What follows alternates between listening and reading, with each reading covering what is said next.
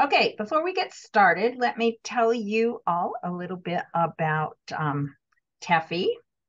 This is a state agency, about 2 years old, that is committed to keeping Texans safe and the economy strong during the next pandemic. And as we know, there will be another one, hopefully not for 100 years. But our purpose is to strengthen the capacity and resiliency of Texas communities. So this state agency is housed within UT Health, and a large part of what we do is establishing partnerships with governmental agencies, regional and statewide agencies, professional associations, business entities, other academic institutions, and community organizations. So you can see we work with a lot of partners. I want to tell you about our pandemic preparedness and response certificate course. This is 4 asynchronous online courses plus a tabletop exercise as a capstone to bring everything together that you've learned in these first courses. It is online, as I said, so you can do it whenever you want. The first course is Fundamentals of Epidemiology, then something about infectious diseases, surveillance of infectious diseases, and then the public health emergency preparedness and response, as I said, leading to that tabletop. It is free for Texas residents, and you can get continuing education credits for it. So there are a number of ways you can connect with TEFI besides these grand rounds. This shows some of them, but if you go to tefi.texas.gov, you will find everything that you need to know about TEFI and all the resources that we offer. So just a little bit about housekeeping. If you need closed captioning or you would like it, you can click live transcript. You can put questions and answers in the Zoom, and we'll be doing that after both our speakers have presented their information. You can put in comments, reactions, intros, etc. There is a survey at the end of the webinar, which we would certainly appreciate you filling out so that we can make these as best as they can be.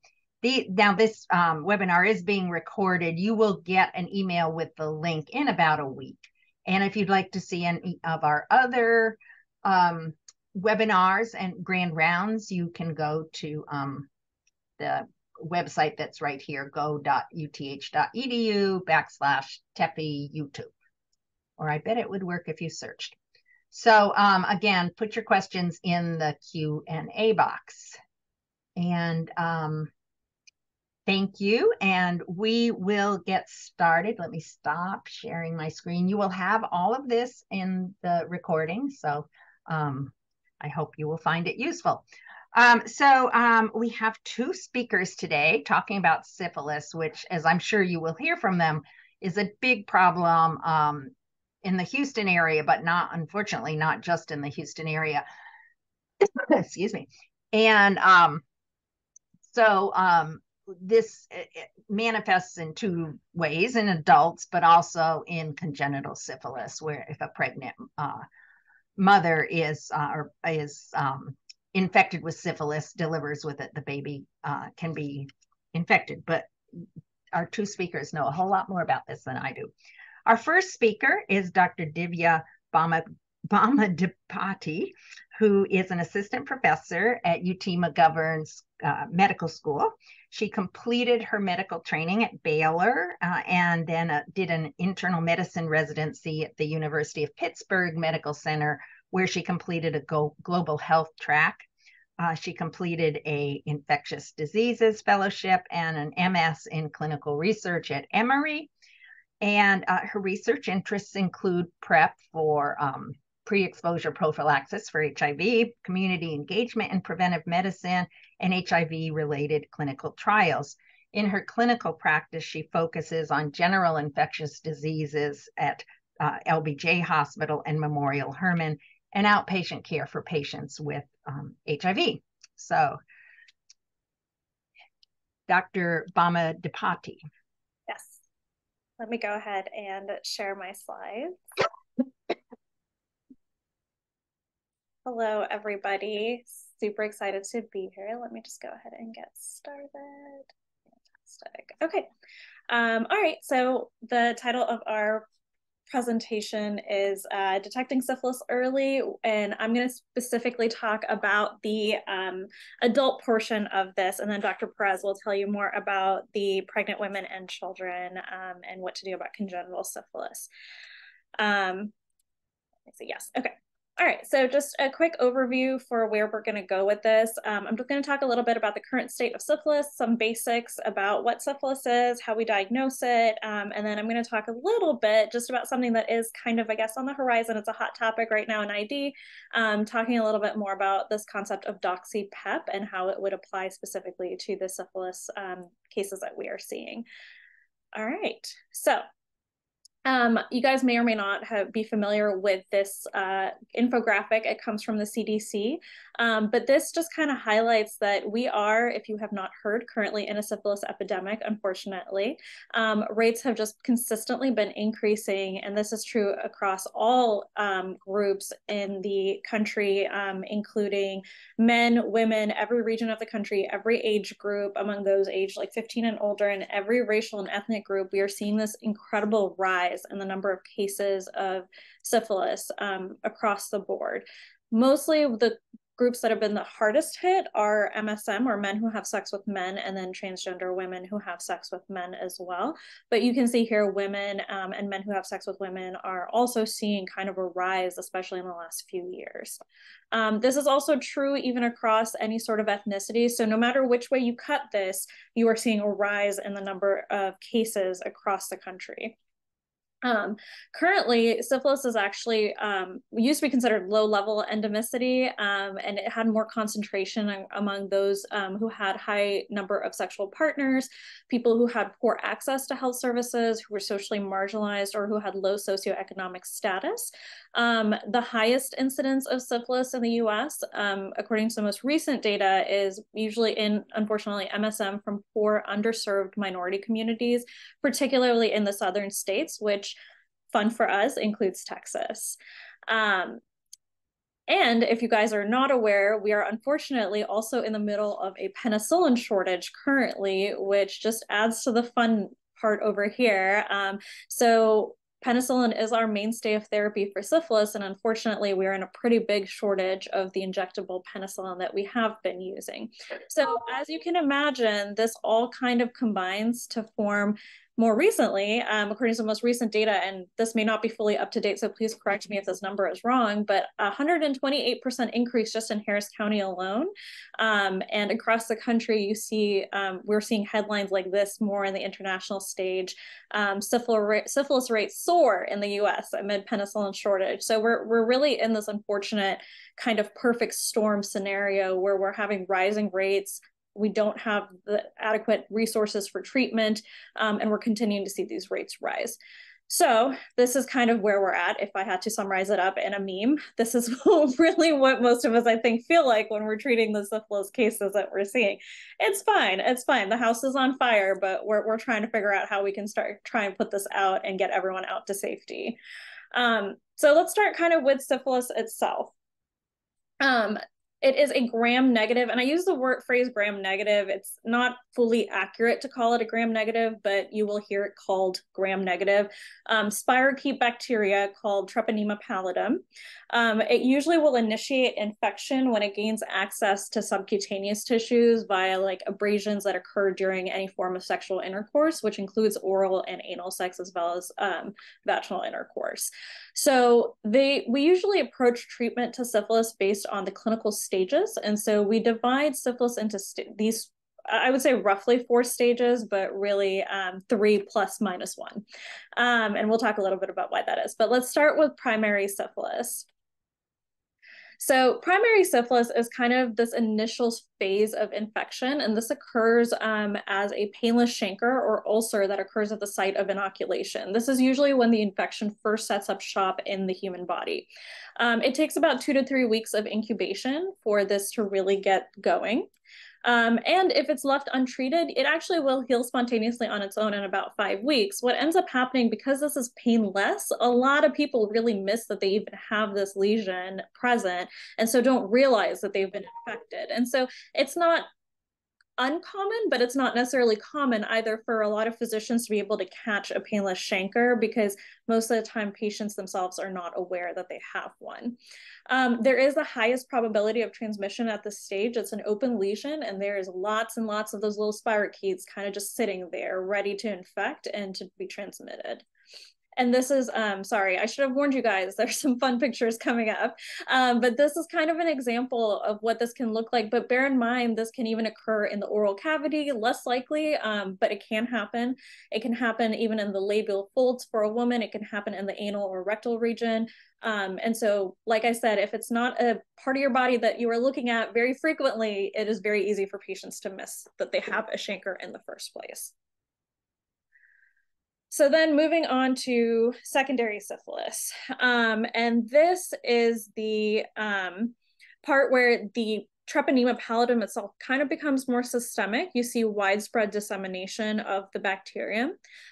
This patients usually present with a wide variety of symptoms at this point. The most classic common one that we see is the skin rash that is on the palms and soles. There are very few infections in adults that can cause rashes on the palms and soles, and syphilis tends to be like number 1, 2, and 3 when we think about causes, especially in Texas. We just don't see as much Rocky Mountain spotted fever over here. So usually syphilis, 1, 2, and 3 cause. You can also see some mucocutaneous lesions somewhere in the oral cavity. People will present with lymphadenopathy, fever, malaise, anorexia, and then occasionally you will also see a few cases of hepatitis or hepatosplenomegaly.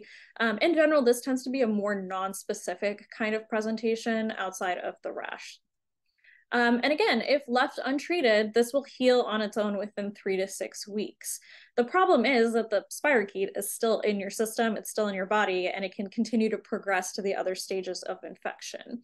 And just as kind of a sample, this is what sometimes these lesions will look like on the palms and soles. Pretty significant, but sometimes it can be even a more subtle thing. It can even look like an aphthous ulcer in the mouth occasionally. It can be a little bit harder sometimes to actually pinpoint and realize that you're looking at a syphilitic lesion.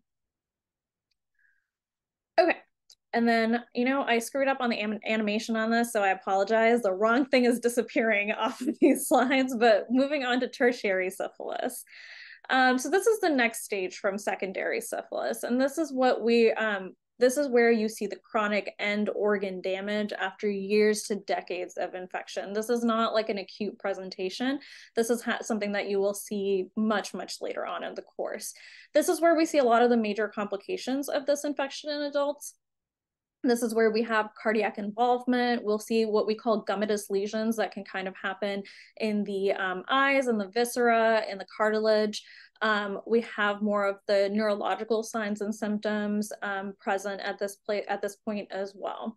And this can appear at any time from really 1 to 30 years after primary infection. And once you're in this stage, it's pretty late stage syphilis is what we consider it, but it classifies as tertiary syphilis.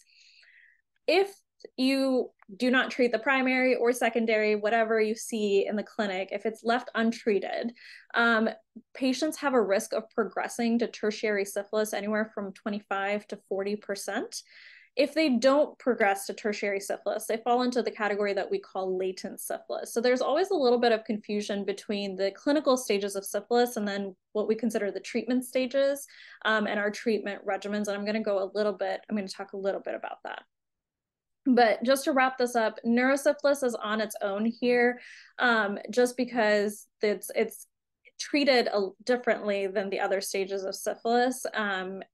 So I'm going to talk about, and it can occur at any point of infection. That's not really a later, it takes so many years or so many months to develop neurosyphilis. It can really happen at any point once you get infected. So neurosyphilis can also present in a number of different ways. It can present as asymptomatic or symptomatic meningitis. You can have, not technically neurosyphilis, but you can have ocular syphilis, where you have eye involvement. You can have otosyphilis, where people can go deaf or have vestibular involvement. They can have meningovascular neurosyphilis, where you have inflammation of all of these small vessels in the meninges and the brain and the spinal cord. Typically, this clinically will manifest usually as strokes or seizures. And then you can have the parenchymatous neurosyphilis, where you're seeing the actual destruction of nerve cells. And this can result in things like general paresis. It can result in things like dementia, sometimes psychosis, sometimes speech issues. The Argyll-Robertson pupil, which is also considered pretty pathognomonic for syphilis.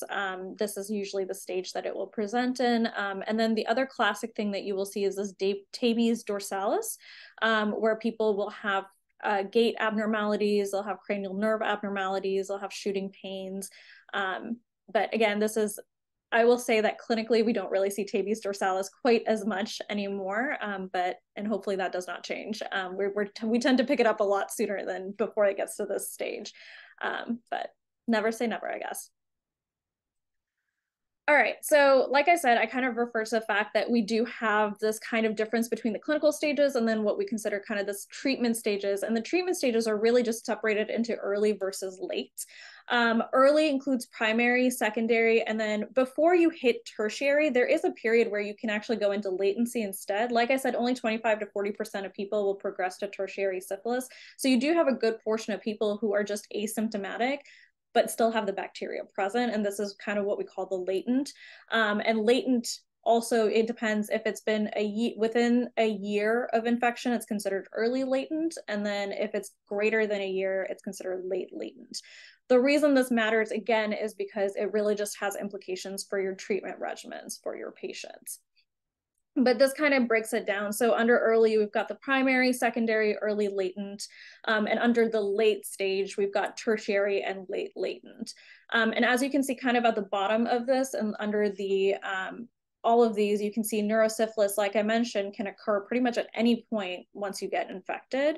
And I guess kind of cut off down here, but there's also a bit of a timeline so you guys can kind of see roughly, thinking about like 1 month usually for the primary, about 3 months for secondary. Early latent, like I said, is within a year of infection, and then tertiary can occur anywhere from 1 to 30 years, and then late latent is greater than a year or unknown duration.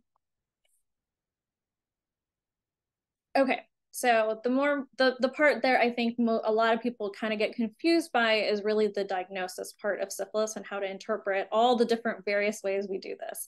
So there's 2 types of tests that we look at, the non-treponemal tests and the treponemal tests, and I'm kind of going to go through some of what all this alphabet soup really means and how to interpret all of this.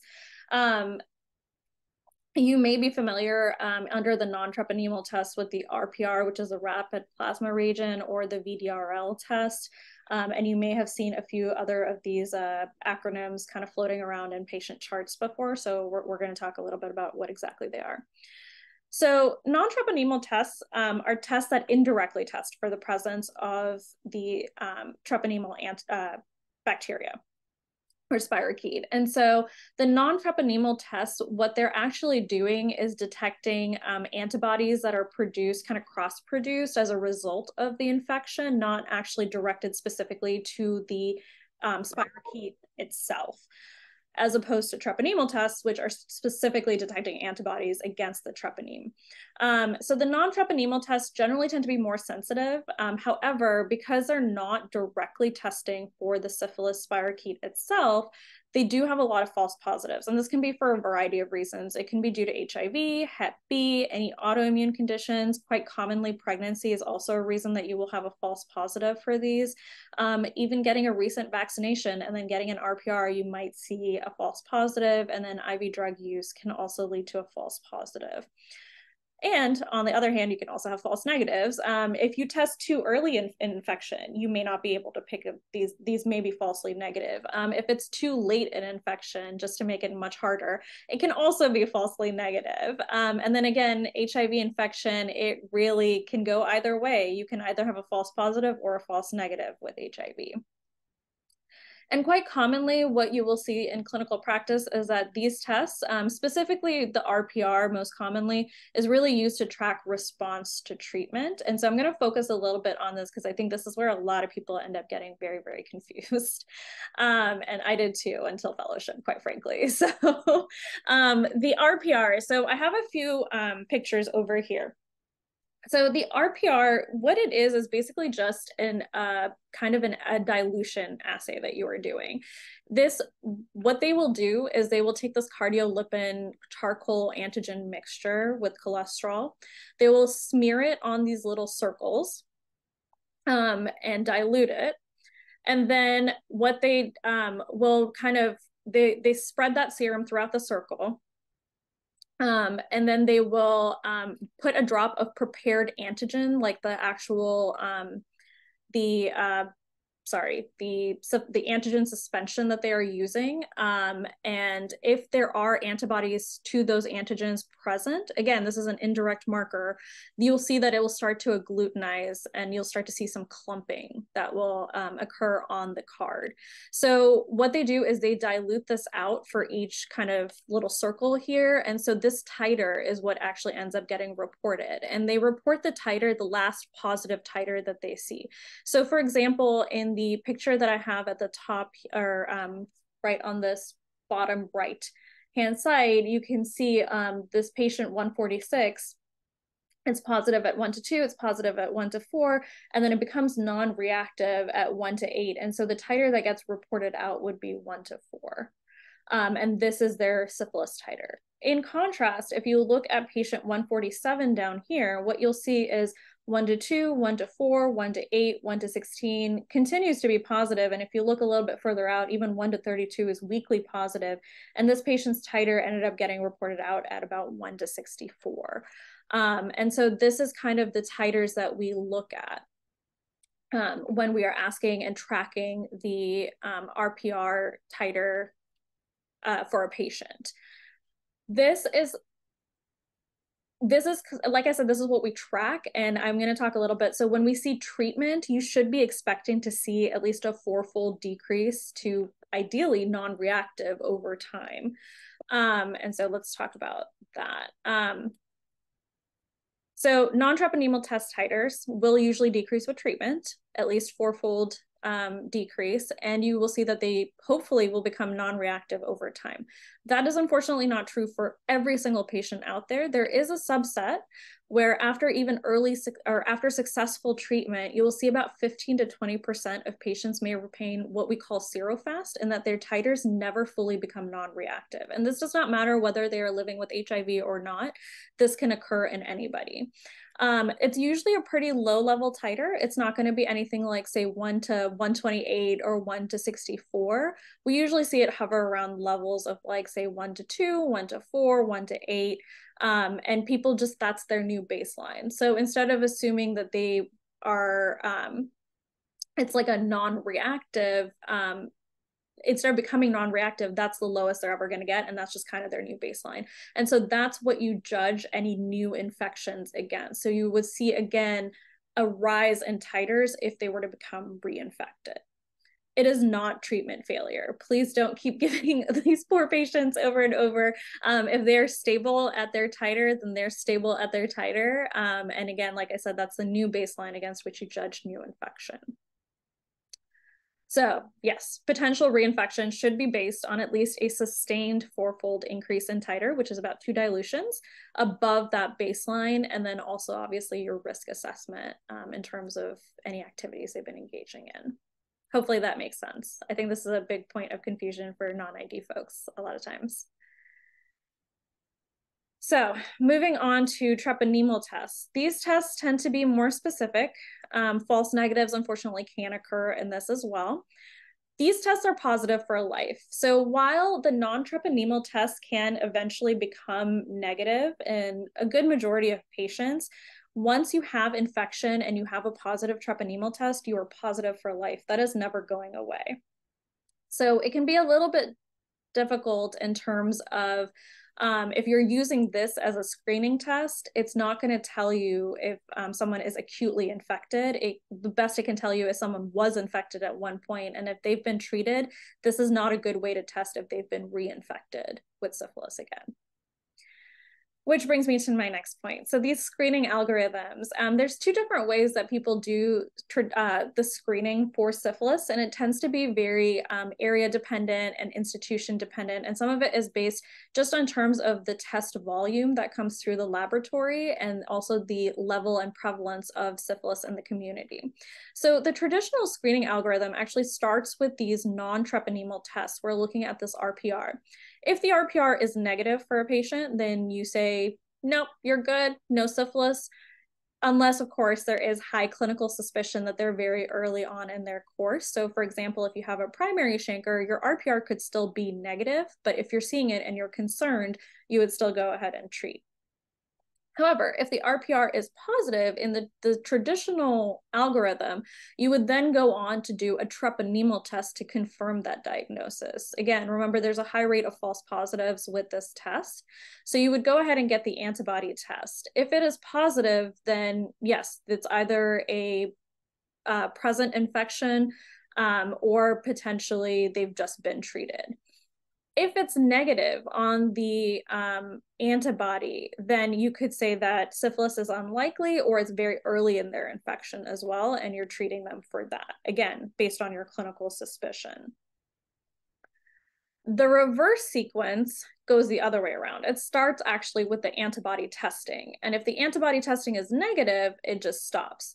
The downside to this, obviously, is that you could miss early cases of syphilis. But again, if your clinical suspicion for someone is high, no one would ever fault you for going ahead and treating them. If your antibody test is positive, then you do the RPR in this algorithm. Now, one thing to also keep in mind is you also have to ask your patients, hey, have you ever been treated in the past for syphilis? Because again, this test is positive for life, right? So you're not catching a new test or a new diagnosis or a reinfection based just solely off this antibody result. So if the RPR then turns to be positive, then yes, they probably likely have an infection at this time. If it is negative, the algorithm technically would say then repeat the treponemal antibody testing one more time. And if it's still positive, then you could consider either they had a past infection or they have a very early present infection, or very late present infection. If the second antibody test is negative, then this first positive was probably likely just a false positive, and you can go on and hold off on treatment. This can be really confusing. I still sometimes have to look at this to remember what the next step is. But just be aware that there are two different screening algorithms that are present. I will say that at least at Memorial Hermann and at LBJ, we use the reverse sequence screening algorithm, mostly due to the high volume of tests that are run at these facilities. So neurosyphilis gets to be in its own little category when it comes to diagnosis, because of course nothing is ever easy when it comes to the brain. And so neurosyphilis is usually diagnosed, of course, clinically, but also based on the CSF exam. We usually expect to see lymphocytes present. We expect to see elevated protein. However, it can also be a completely normal CSF, especially if it's late stage neurosyphilis. The other thing is you can actually run a non-treponemal test in the CSF. We usually don't run RPRs in CSF. It doesn't work. It's not validated for that, but we do run another one called a VDRL.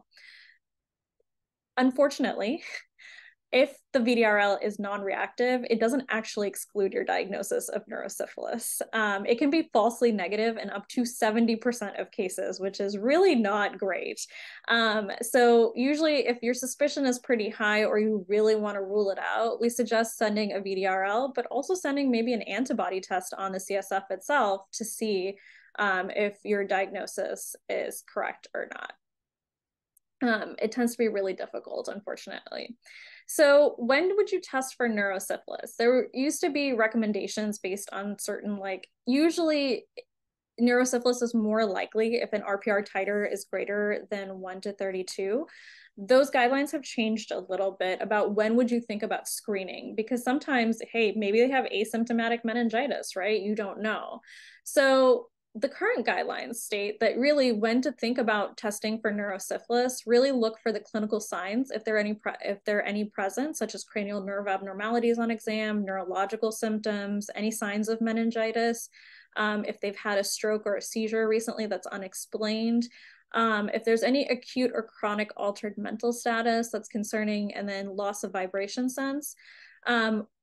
And the other time that you would think about testing for neurosyphilis is if you've tested some or treated someone for syphilis and you see that their titers are not decreasing at all after treatment, usually within 24 months, but I will say usually in clinical practice, honestly, within 6 to 12 months, if they're not going down the way I would want them to go down, I would start thinking more about potentially this is a case of neurosyphilis, asymptomatic neurosyphilis that we have undertreated. And this usually is a pretty good approach so you can avoid LPing every single person out there with a syphilis diagnosis.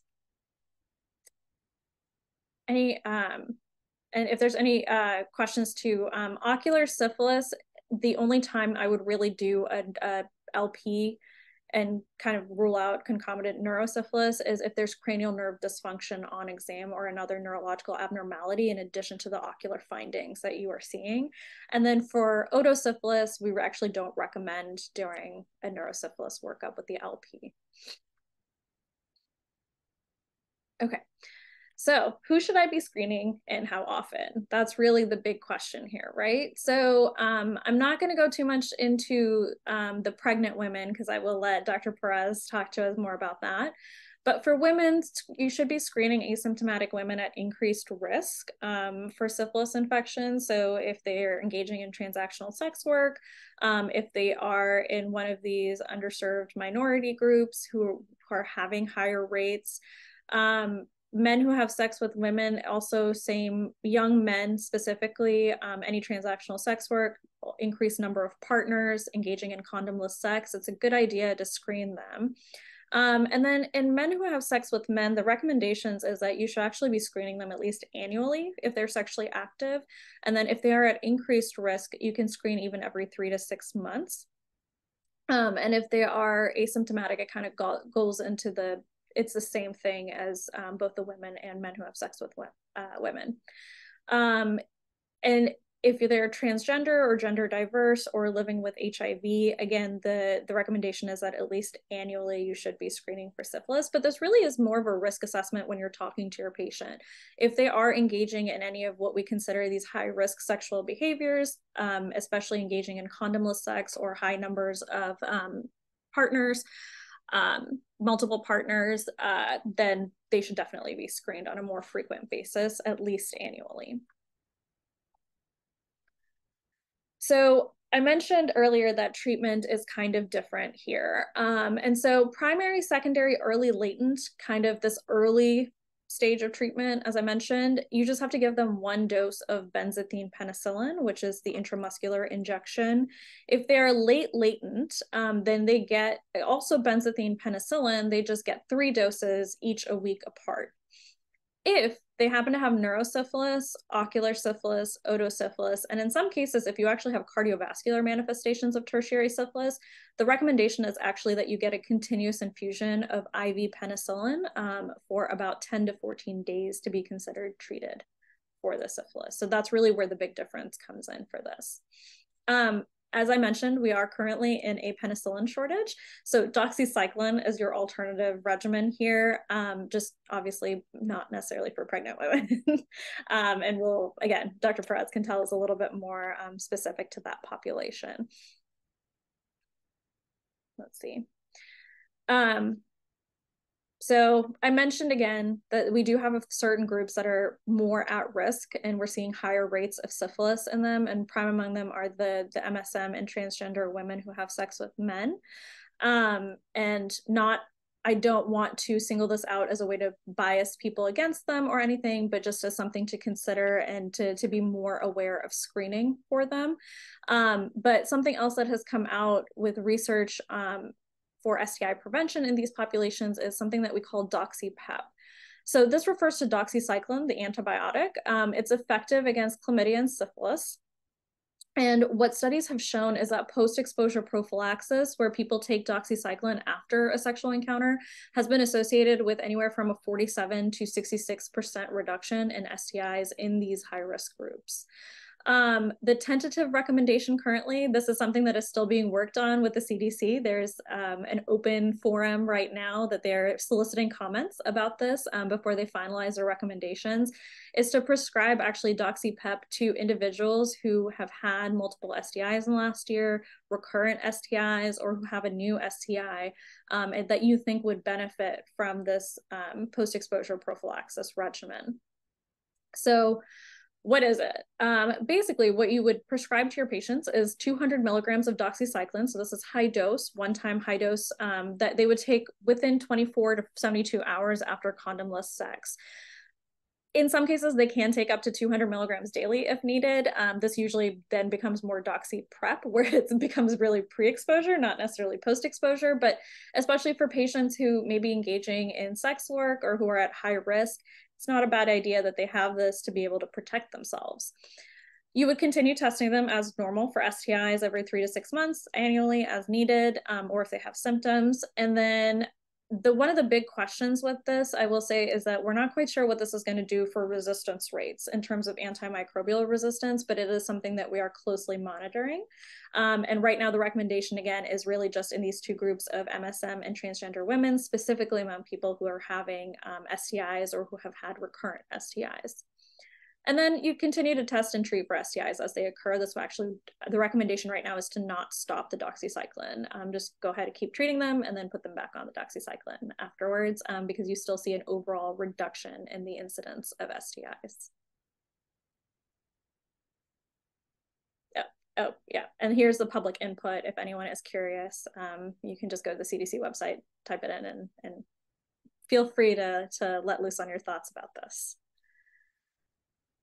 All right, I'm going to stop there. No questions just yet. I'm going to let Dr. Perez take over here. And I apologize if I went a little over.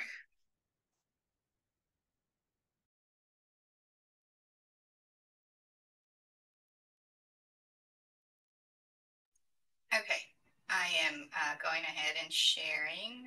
Let me make sure you have. Can you all see the screen? I'm just making sure. I don't think we see it yet. Not yet. Okay, let me end again and try it one more.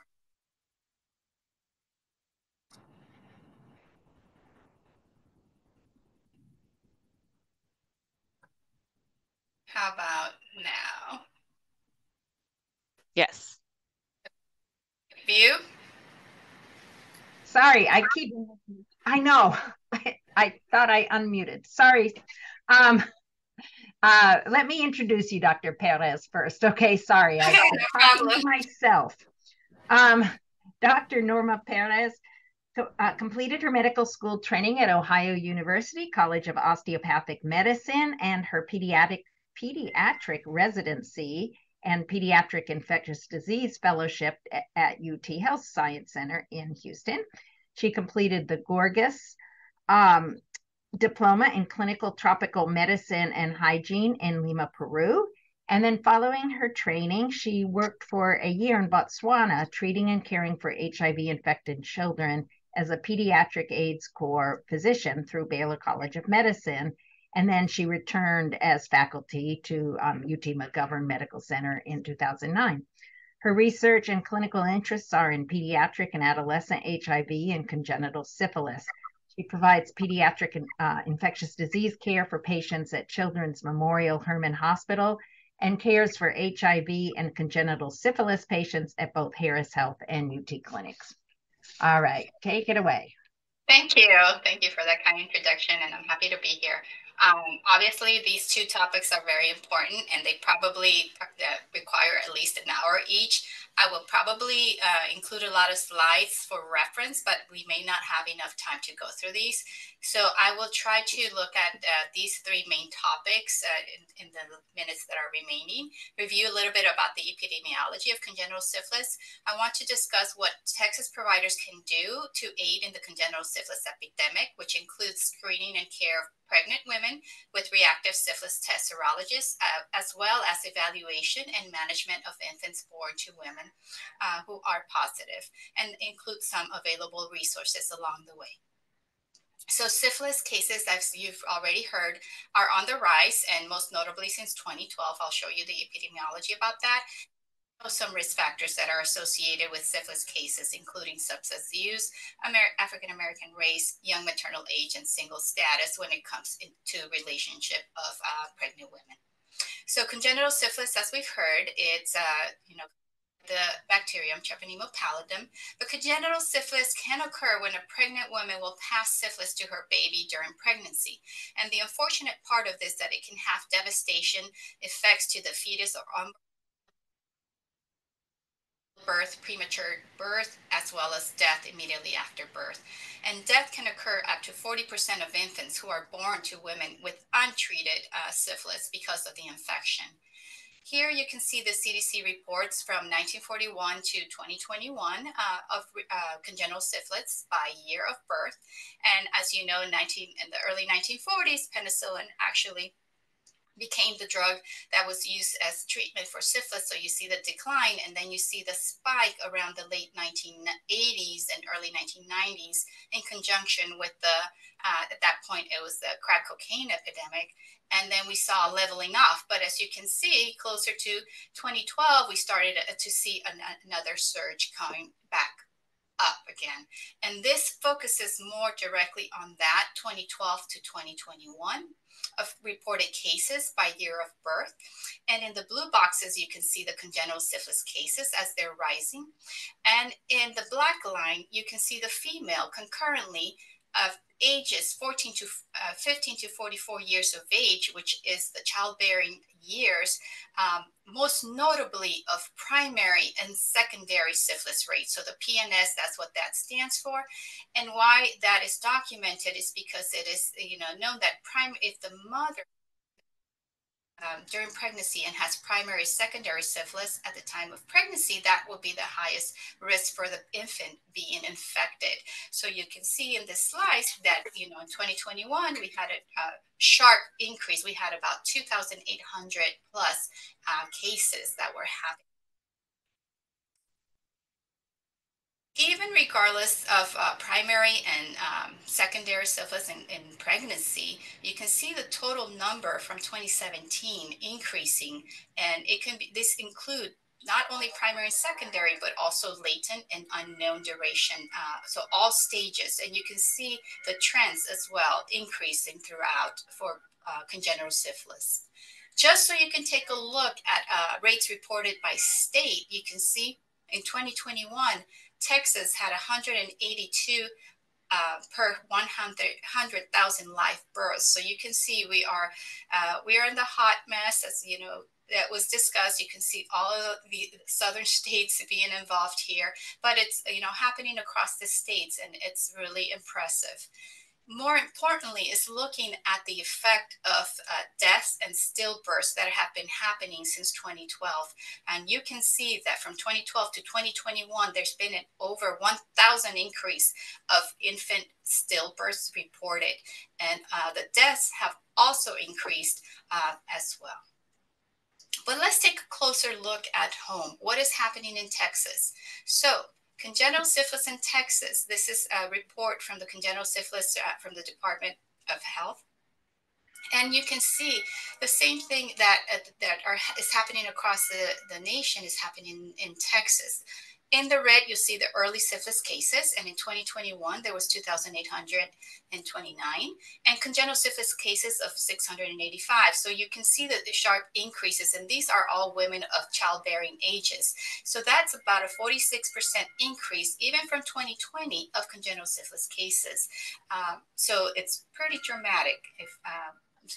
I apologize. 46 increases from the women, and then the syphilis cases, 22% increase in 2020.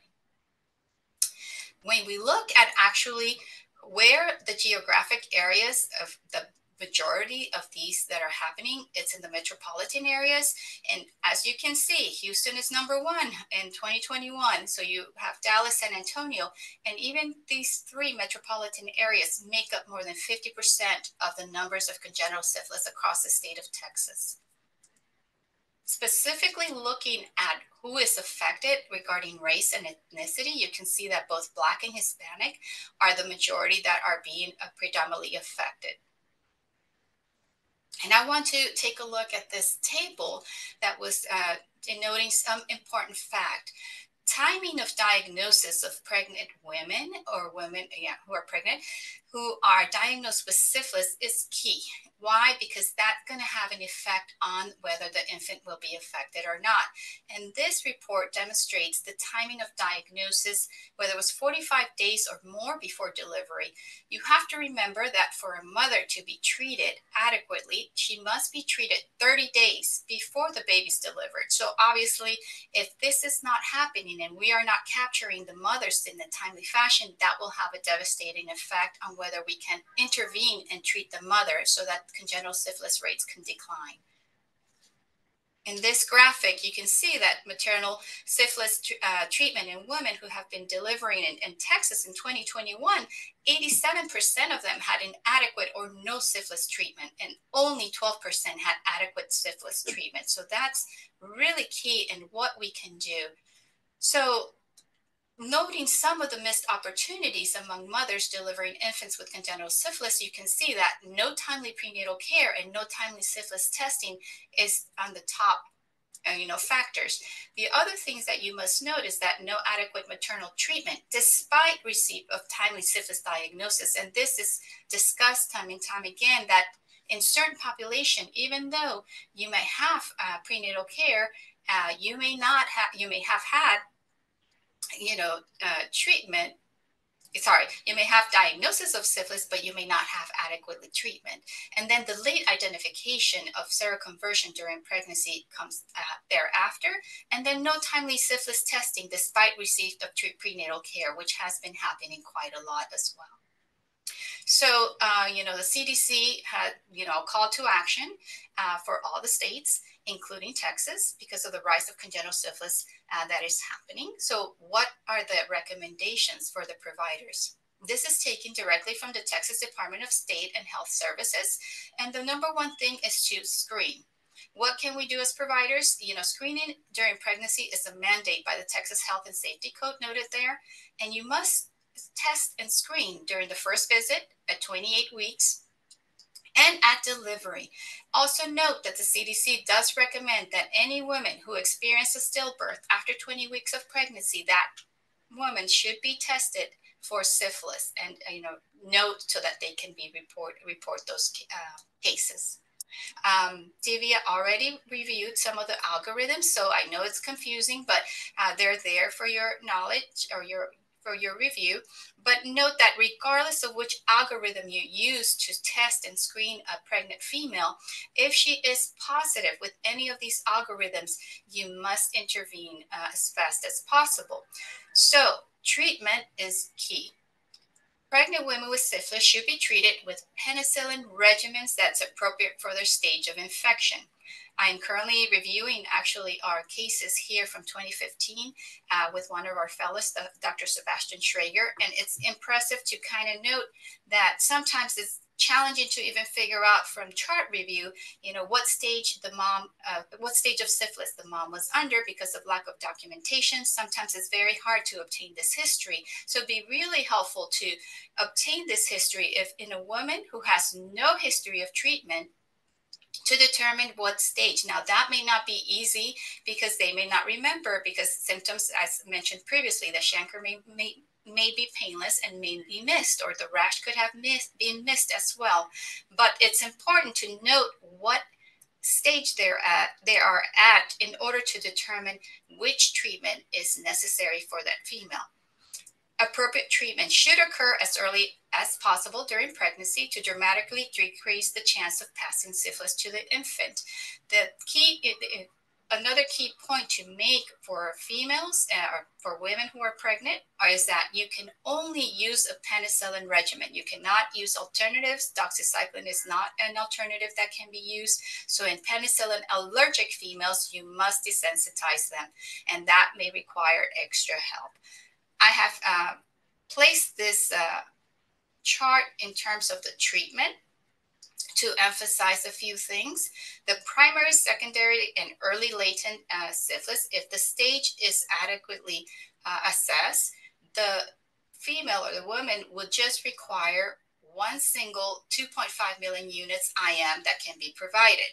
However, the majority may have a late latent or an unknown duration, and that's when you have to use 3 doses 1 week apart. And the emphasis here of the 1 week apart is that it has to be within 7 to 9 days. If that dose is not given within that time frame, if it goes beyond 9 days, you must restart that regimen. There is also data that even in primary syphilis or secondary syphilis, a secondary dose may be beneficial. Neurosyphilis and post-exposure prophylaxis can also be treatment can also be provided if that is present in pregnancy. Do you note that post-exposure prophylaxis, the single dose can be provided if, for example, the partner is tested positive and mother reports that they had unprotected sex at the time of diagnosis, and it's early on before identifying any clinical signs and symptoms. There are a variety of risk factors for syphilis during pregnancy that are included here. And this was reported in the MMWR in 2021. And that includes the sex with multiple partners, sex in conjunction with drug use or transactional sex, late entry to prenatal care. So if the visit is during the 2nd trimester or later, or there's no prenatal care, in women who have methamphetamine or heroin use, if women has been incarcerated or their partner was incarcerated, or in particular, if there's unstable housing or homelessness. So what can we do? The key thing is to really link pregnant women to care. And I will say this, that regardless of syphilis status, we should assist in linking pregnant women to care. In the Texas Medical Center, we are fortunate that we have physicians, OB and maternal fetal medicine providers with special interest in pregnant women who are diagnosed with syphilis. Here at UT Health, Dr. Irene Stanford, who is one of collaborators on a project that I will mention in the next slide, is really keen, and she's passionate about, pregnant women who have syphilis, managing and caring for them. So I've included that contact number in case you want to refer to her. So as you know that our syphilis testing for females and anyone else, because of the antibody testing, are not very accurate in trying to tell us whether we have acute infection or whether we've had past infection. So under Dr. Stafford's as principal investigator, I'm collaborating with her along with it's a multi-site study looking at molecular tests for detection of Treponema pallidum in the general population using different molecular testing. And really, if you're interested or you have a female who's interested in participating in the study, you can have this information as well. So that's briefly, in a nutshell, in a summary, looking at women who actually are pregnant, but we have to think about the effect of the infect. We know that, the effects that can cause congenital syphilis can cause on the infant, as just previously discussed, with the miscarriage, stillbirth, prematurity, low birth, and death. And the babies, this is really important as a pediatrician or family medicine providers out in the community. What do you do when the babies are born to a mother who has syphilis, and what can congenital syphilis cause? So although many babies who survive who do not die either in utero or at the time of delivery may be asymptomatic, they may manifest with different signs and symptoms. These include things like rhinitis, the nasal discharge. They can have bone involvement, hematological abnormalities, enlargement of the spleen and liver, jaundice, and brain and nerve involvement, as well as a rash that can be present, eye involvement, and generalized lymphadenopathy. And this is just a few of the things that you can see. So when seeing and evaluating a newborn for congenital syphilis, you must obtain the maternal serological status on all newborns before discharge. And that's really important because there are cases where patients have been discharged or infants have been discharged and the results of mom have not been available. And this can cause a dilemma because in trying to track them, that can also pose a problem, especially if they are unhoused. It's also important to note that you must test the cord blood. Testing of the cord blood is not adequate. You must use baby's whole blood.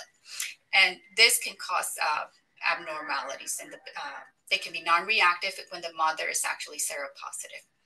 And in infants who are born to seropositive mother, you must do a careful exam and you must obtain a quantitative non-treponema syphilis test. So essentially an RPR. And the key thing is to do the same test. And typically this occurs in the same hospital. So usually that is the case because you want to compare the mother to the baby's titers. Here are some of the clinical manifestations I was discussing, the hepatosplenomegaly. In infants, even a rash, it could be desquamating rash, and sometimes it can get confusing because some may say, well, all babies or even premature, not all babies, but especially premature babies can have desquamating rashes, and how do you differentiate that? Of course, that will be in association with the maternal's RPR or serologic test. You can have different lesions that can be found on the extremities of the infant, bony abnormalities, as well as the what we call the rhinitis or the snuffles. And generally, it's not a mild thing that occurs. You can see copious amount of nasal discharge. Many of these manifestations, other than the desquamation at birth, will tend to happen maybe even weeks in untreated mothers who were not treated, or the untreated infant as well, the diet. So it's important to note that you may not see these findings at birth, but they can happen weeks after. So once you've assessed the infant, examined the infant, and you have the information from the mother, what was the serology at the time of delivery, and all the information regarding her history, you want to assess, well, how do I assess the significance from maternal serology and the infant serology? And there are many algorithms you can use. I've included the different algorithms here from different sites.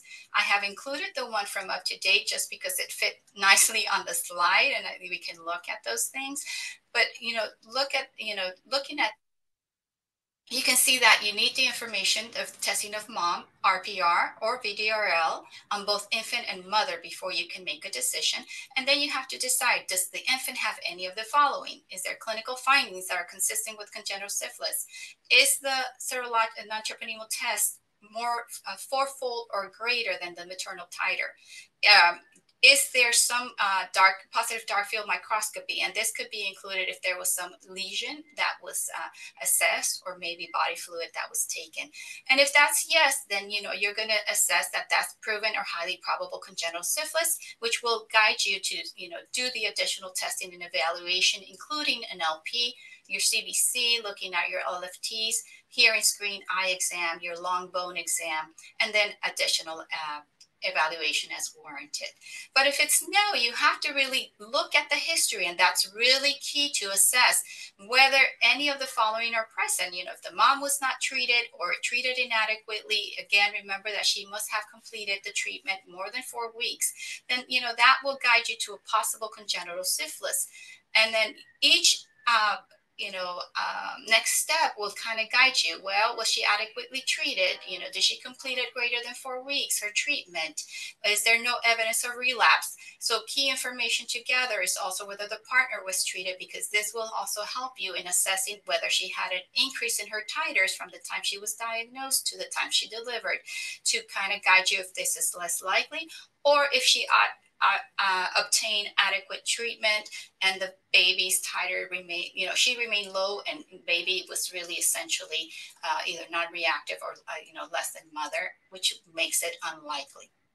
So this algorithm then guides you to what you need to do. I have a separate table that kind of guides you towards the treatment from the Red Book.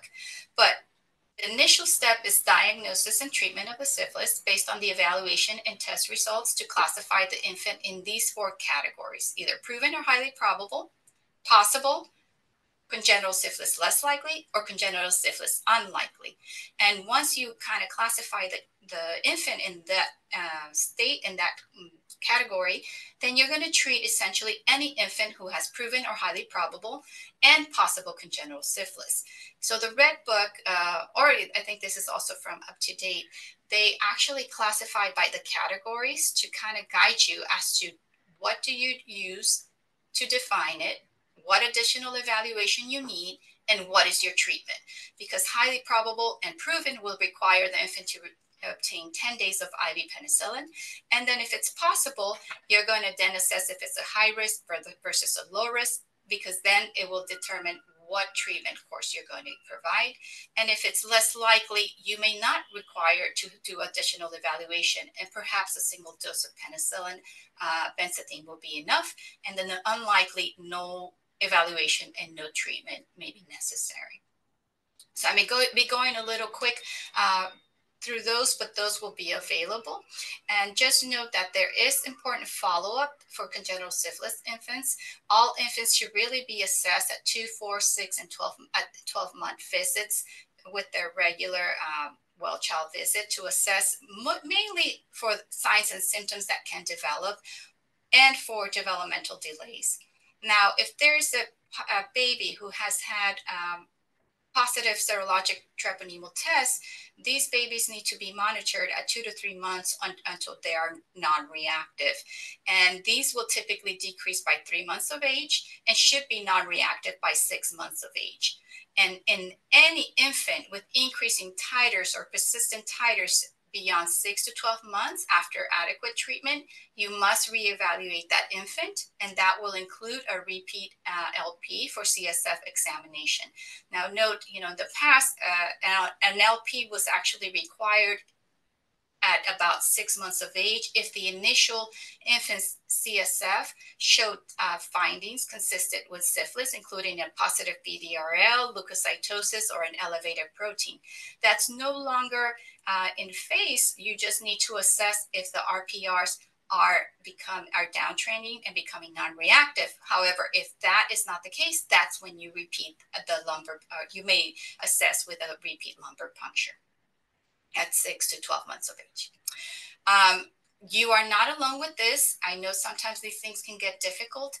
There are many providers also here, including myself, who follow and manage congenital syphilis. I manage and follow the babies up to about 2 years of age. If you need assistance with that, I provided that information.